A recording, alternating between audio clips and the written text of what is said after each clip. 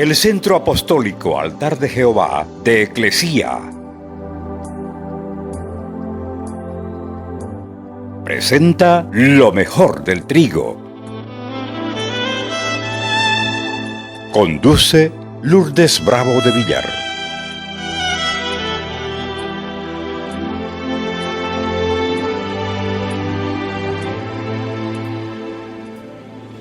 La Biblia dice que todo el mundo, todas las personas nacen pecadores.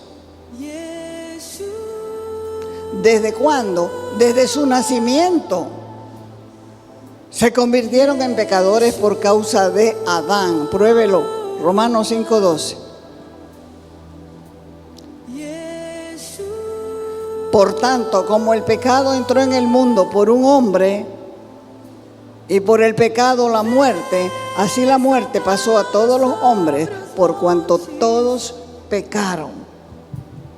¿Qué otra cosa es un pecador? Es un ciego espiritual. A pesar de tener los ojos de la carne abiertos, los ojos espirituales están cerrados y la persona es ciega.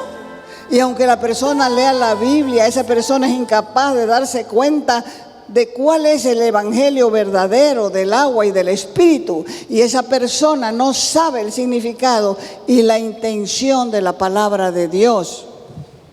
Por eso necesitas pastor. Entender esto es duro para cualquier persona. Desde el nacimiento la gente está espiritualmente ciega, y puesto que el ciego no puede conocer la palabra de Dios por sí mismo, debe realmente sentirse mal hasta morir. A sus curiosos discípulos el Señor les respondió: no es que éste pecó, no es que pecaron sus padres, sino para que la obra de Dios se manifieste en él. Entonces, ¿qué creen que es lo que Dios tiene que manifestar con estas palabras? Si la gente nace como pecadora, ¿qué puede hacer una persona si nace como pecadora? Nace pecador. Esa persona tiene que nacer de nuevo para recibir vista espiritual. Esto significa que estabas incluido en el plan de Dios. Pero ¿cuál es el plan? Eso es lo que tienes que averiguar. ¿Cuál es el plan de Dios para tu vida? Claramente la voluntad de Dios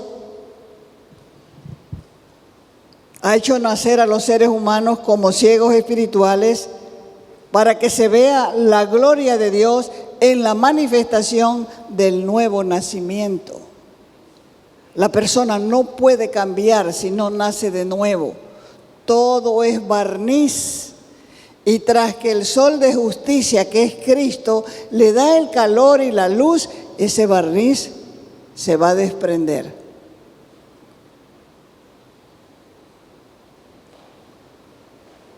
Vamos a ver otros ejemplos. ¿Cuán duro ha debido ser para el paralítico que estaba en el estanque de Betesda, 38 años tullido? Y cuando se movía el agua y sucedían milagros, él no podía ni rodarse siquiera para caer al agua.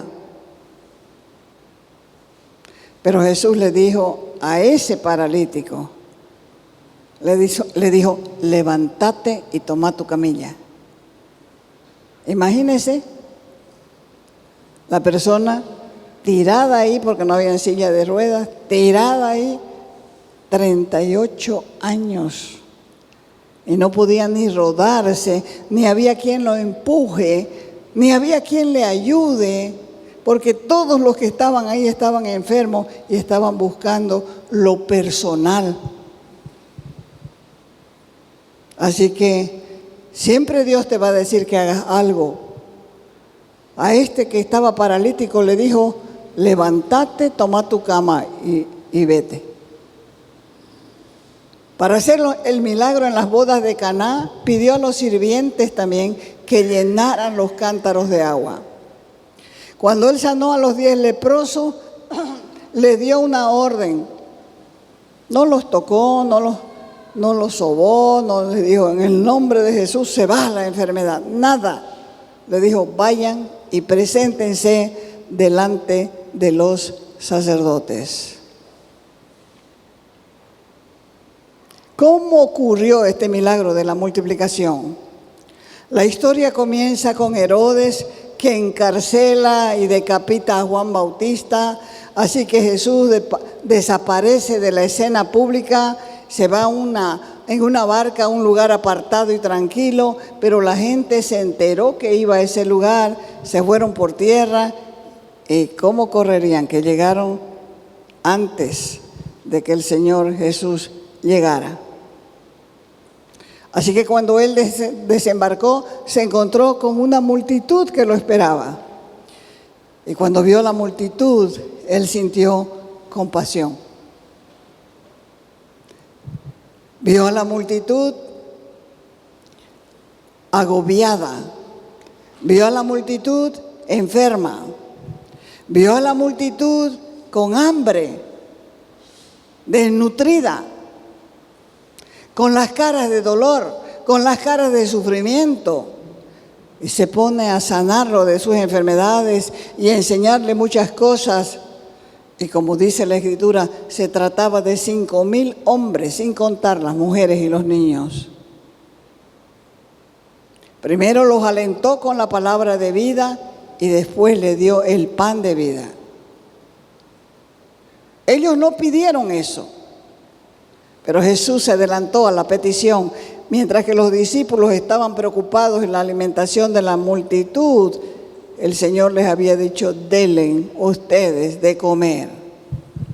Y ellos comenzaron a excusarse, pero solo tenemos 5 panes y 2 peces, que ni siquiera era de ellos, era de un muchacho que había llevado su tapeque. Así que, como dice la palabra, los tomó, alzó la mirada al cielo, pronunció la bendición, partió los panes y se los dio a los discípulos.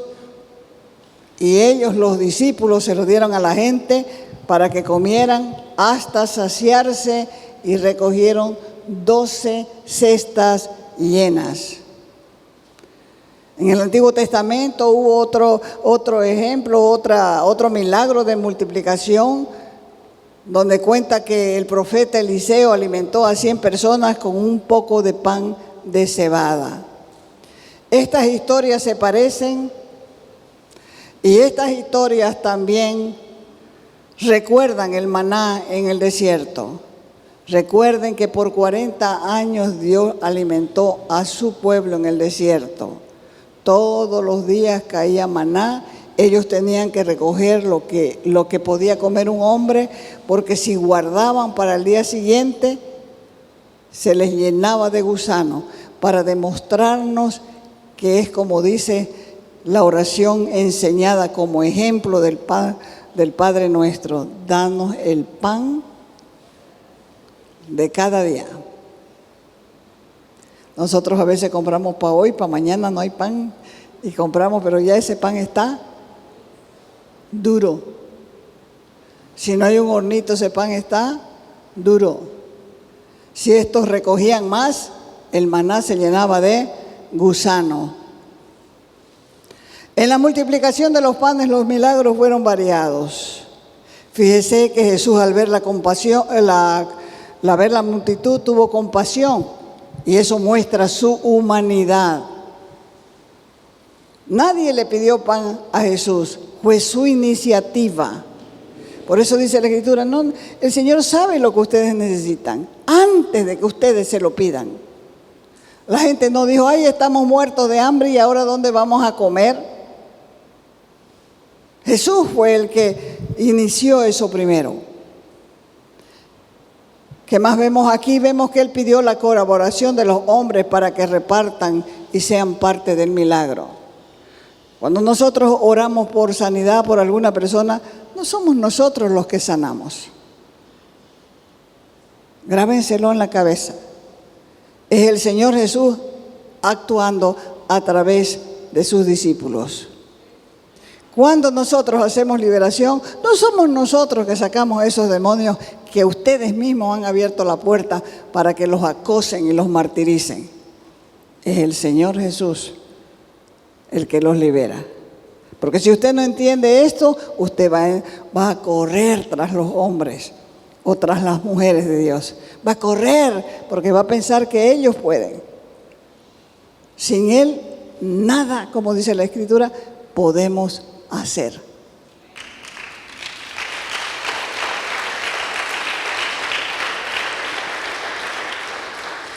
La multiplicación fue un milagro, fruto de la oración. Y fue generoso en la repartición, porque ellos quedaron saciados, sin derrochar, nada se botó. Estamos en un tiempo como de guerra, que la gente tiene que aprender a administrar su dinero, tiene que aprender a comer poco para comer siempre.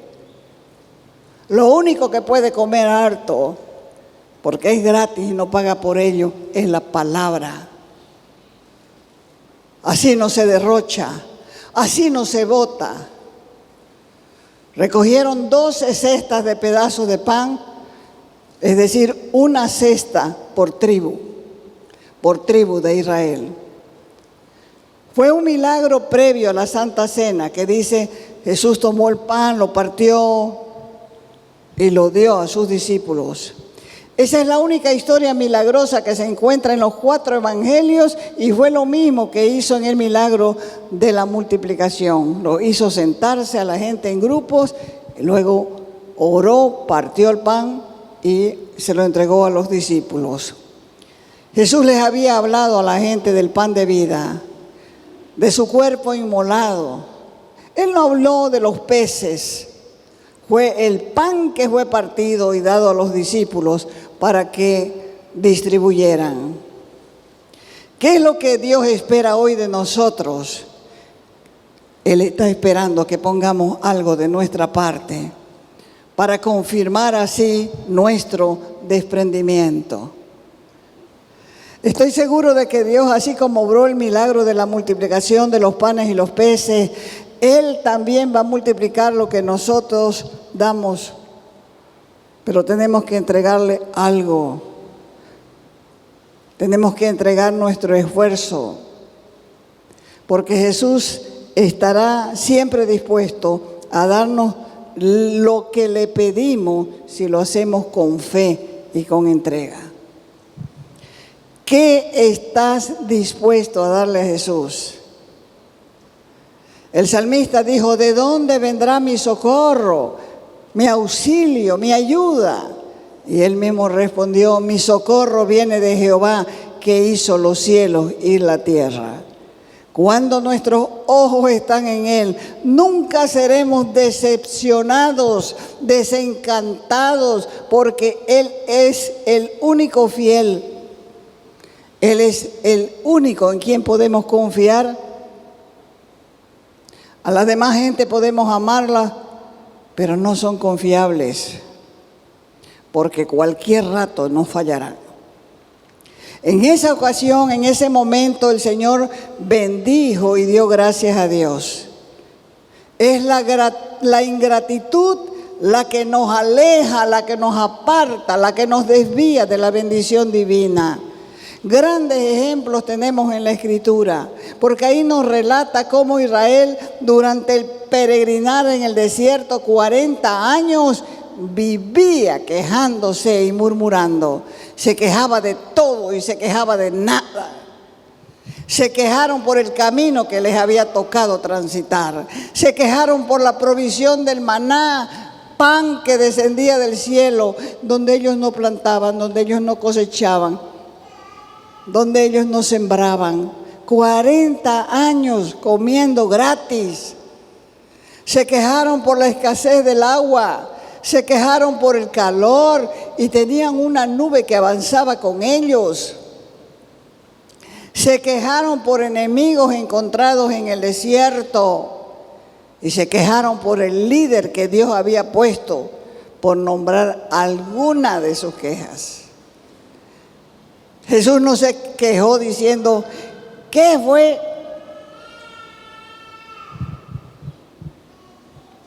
Nada más que 5 panes y 2 peces. Vayan a buscar más. Alguien debe tener más. Él no se quejó, sino que dio gracias porque enseñándonos que nosotros debemos dar gracias a Dios en todo. Piensa en este día solamente. Puede darle gracias porque Dios le dio un nuevo día. Puede darle gracias porque puede levantarse. Puede darle gracias porque puede moverse, porque tiene fuerzas para caminar. Puede darle gracias porque usted tiene en su bolsillo para su almuerzo. La misma Escritura nos enseña a entrar por las puertas con acción de gracia, porque Dios quiere que seamos agradecidos. Nuestro corazón debe ser agradecido con Dios en todo momento. La incredulidad es la que nos roba bendiciones. Los milagros de multiplicación son reales. Cuando se cree, se recibe. Porque una palabra de Dios es suficiente para multiplicar todo aquello que tenemos en nuestro haber. Él multiplica nuestras vidas. ¿Sabía usted que Él añade años a la vida? Si usted es útil al Señor, tenga por seguro que Dios le va a añadir años a su vida, porque Él multiplica la vida. ¿Sabía usted que Dios sana? Aquí hay muchos ejemplos vivientes de la sanidad del Señor.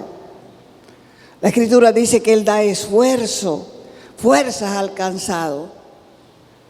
Y por si fuera poco, dice, multiplica las fuerzas del que no tiene ninguna. Él da bienes y Él da dinero. Porque dice la Escritura que Él da las fuerzas para hacer la riqueza. Y cuando la riqueza viene de Él, no añade tristeza con ella. Dios es suficiente y va delante del camino de aquellos que van en su nombre. Andrés trajo al muchacho con 5 panes y 2 peces, pero pensaba igual. Sería mejor enviarlo a las aldeas cercanas para ver si consiguen algo. El único que tenía un plan diferente era el Señor Jesús. Y dijo, y pensó, esta gente no va a llegar lejos. Ellos necesitaban el pan espiritual primero, pero ahora ellos necesitan el pan físico para saciarse. Si alguna vez te encuentras en esa misma situación de los discípulos, para ver un milagro, necesitas dejar de razonar. Los que viven razonando nunca ven nada. Porque la fe que obra milagros no está en ninguna persona, sino en lo que creemos en el sacrificio de Jesús. Si crees en Él, verás el milagro. Debes aprender a ser agradecido. Porque lo que Dios ha puesto en tus manos, tampoco debes menospreciarlo, debes bendecirlo, debes darle gracias por todo lo que recibe y entonces verás un milagro.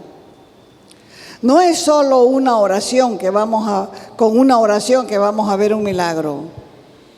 Es por lo que creemos que vemos milagros. Y cuando lo veamos no nos atribuyamos el milagro. Porque como les dije, no somos nosotros los que hacemos milagros. Él es el que tiene el poder de hacer cualquier milagro. Y Él se preocupa por el bienestar de nuestras almas. Él no quiere que vivamos en apuros. Por eso nos dice, no se endeuden. No se endeuden. Porque no hay plazo que no llegue, ni deuda que no se pague. Él no quiere que nos falte el pan de cada día. Por eso nos ha enseñado a pedirlo. Es el egoísmo que crea el hambre y la miseria con la injusta repartición de lo que produce la tierra. 3 hombres hay en el mundo. Los más ricos poseen más que 53 países más pobres del mundo. 3. Por eso cuando se inició la iglesia primitiva, los que tenían bienes de este mundo se sentían empujados por el amor del Espíritu Santo a compartir sus bienes por los necesitados, porque la gente que venía era gente que había salido de la esclavitud. Era gente sumamente pobre. Y ese es el mayor proyecto mundial de amor al prójimo, porque fue creado por el Espíritu de Dios, y en el libro de los Hechos lo registra. Cada comunidad, cada iglesia es llamada a practicar el amor y la justicia con el prójimo. Porque Jesús insiste en nuestra colaboración. 5 panes y 2 peces para tantos. Jesús en los milagros insiste en nuestra participación. Ellos trajeron los panes y los peces. Ellos fueron enviados a decirle a la gente: siéntense, recuéstense en el pasto de 50 personas.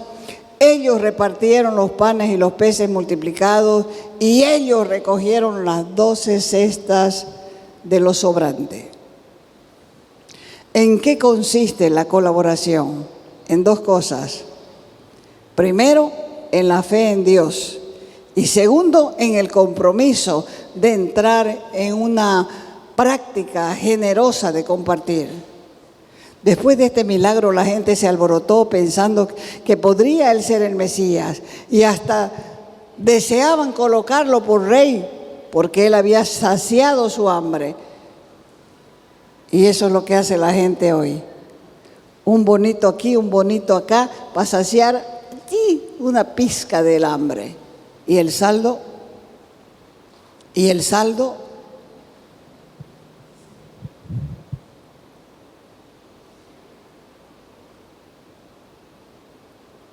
A Jesús lo único que le interesaba era cumplir la voluntad de su Padre. Y Jesús no estaba haciendo nada para ganarse la simpatía del pueblo. ¿Y nosotros en qué quedamos? Solo el que está dispuesto a arriesgarse podrá encontrarse con Él, único capaz de cambiarle totalmente la vida. Jesús es el tesoro escondido, que solo lo encuentra el que está dispuesto a dejarlo todo a cambio de Él. Jesús es la perla de gran precio. Jesús es el deseado de las naciones. ¿Quién nos puede a nosotros enseñar a compartir si solo sabemos comprar? ¿Quién nos va a liberar de nuestra indiferencia ante los que mueren de hambre? ¿Hay algo que nos puede hacer más humanos? En primer lugar, no puedes dar lo que no sabes que tienes. Y segundo, tienes que acostumbrarte a dar. Porque la indiferencia recuerda lo frío de un alma. Pero esa alma puede despertar al calor del amor. La indiferencia es contraria a la responsabilidad social. No se siente responsable, nada le perturba la condición de otros, porque tiene un corazón egoísta e inhumano. ¿Qué pasa con los que mueren de hambre? La pobreza generalizada, las desigualdades, la desorganización en la distribución de alimentos producen hambruna. Yo he pasado por 2 periodos donde la gente tenía que hacer colas de cola en la alcaldía para que le den un ticket para comprar harina, para que le den un ticket para comprar azúcar. Estoy hablando de gobiernos anteriores. Alístense para las colas. El Señor Jesús dijo, a los pobres siempre los tendréis. No es guerra contra la pobreza, guerra contra los ricos, guerra con guerra contra esto otro. A los pobres siempre los tendréis. Jesús dijo que tendríamos a los pobres con nosotros y que nunca, queriendo decir con eso, que nunca nos faltaría oportunidad para ayudar a los más necesitados. Y esta es una lección poderosa para sus discípulos de todos los tiempos. Este es el sentido de su observación. Los pobres siempre estarán con nosotros, invitándonos a no ser indiferentes con ellos, enseñándonos a compartir. Hemos visto con la multiplicación de los panes y los peces lo importante que es el pan de vida y el pan físico para los necesitados. A todos el llamado de Jesús fue a los pobres. Él decía, vengan a mí los que están cansados y cargados, yo los voy a hacer descansar. Jesús está llamando a los cansados, continuamente está llamando a los cansados, a los fatigados, a los agobiados, a los oprimidos, no solamente espiritualmente, sino también a los que trabajan largas horas de trabajo físico, bajo presión, que solo lo único que conocen es la pobreza. Y aunque Jesús es el Salvador de todos los hombres, tiene compasión, tiene preocupación por los pobres, tiene preocupación por los oprimidos. Por eso no debemos olvidar que nuestro corazón debe ser agradecido con Dios en todo momento. Es bueno saber, es bueno que sepa que el mayor milagro no es la comida física. El más grande y mayor milagro es el nuevo nacimiento, porque después de haber nacido ciego, podemos llegar a decir como el ciego, ahora veo. Porque cuando los sacerdotes le dijeron al ciego, ¿quién es el hombre? ¿Quién es el hombre? A otro ciego le dijo, no sé, no lo sé. Y ellos dijeron, nosotros sabemos que ese hombre es pecador. Y el ciego dijo, si es pecador yo no lo sé. Lo único que sé es que yo era ciego y ahora veo. Ese es el mayor milagro. Que puedas ver el plan de Dios para tu vida. Que puedas ser salvo de la ira venidera. Y que puedas decir, ahora veo. Y cuando la gente diga, ¿no es este el que nació ciego? Nosotros digamos, sí, nací ciego, pero ahora veo.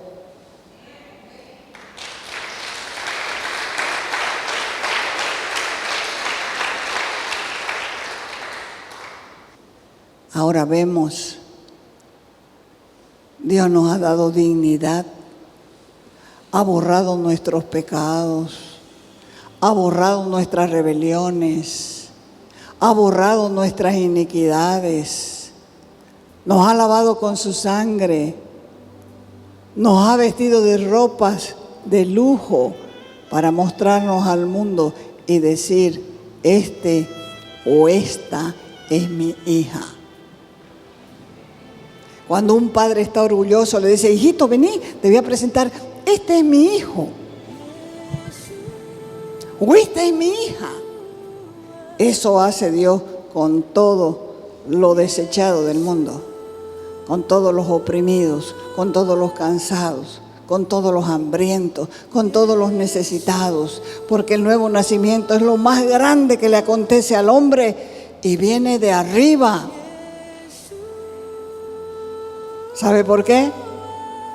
Viene de arriba porque es el único que sabe lo que hay aquí escondido en el corazón. A Dios no podemos engañarlo con palabras bonitas. A Dios no podemos engañarnos haciéndonos los buenitos. Por eso el nuevo nacimiento viene de arriba y viene como un regalo cuando creemos que Jesús fue a la cruz y pagó el precio de nuestros pecados. Te invitamos a nuestras reuniones los días viernes y sábado a las 6 de la tarde. Los domingos a las 10 de la mañana y a las 6 de la tarde. Calle Nicolás Suárez, esquina Félix Pinto.